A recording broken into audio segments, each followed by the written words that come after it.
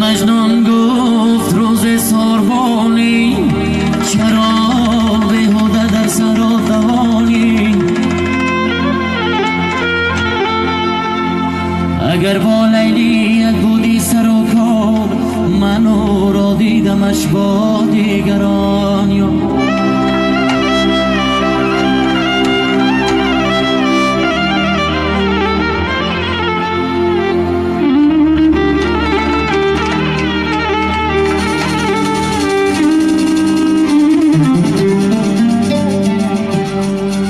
سری زلفش به دستی دیگران است، تو را بیهوده در سر و دوان است.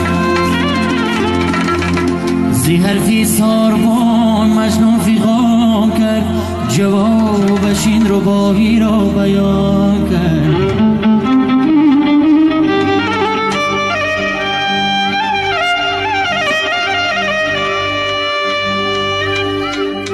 زی حرفی ساربان مجنون فیغان کرد، جوابش این رباعی را بیان کرد.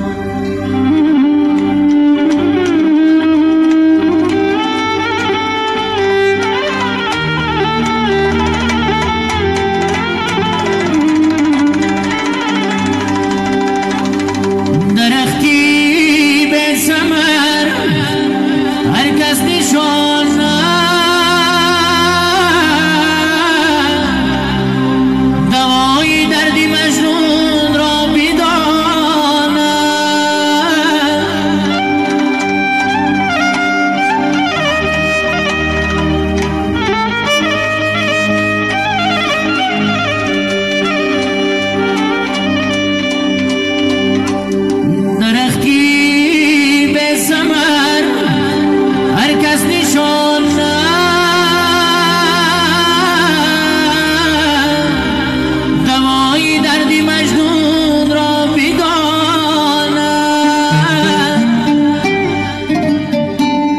میانی عاشق و مشو رمزست،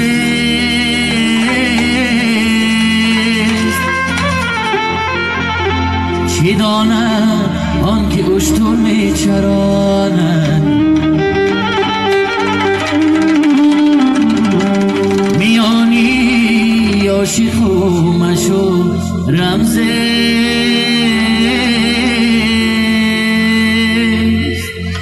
چی داند آن که اشتر می چراند؟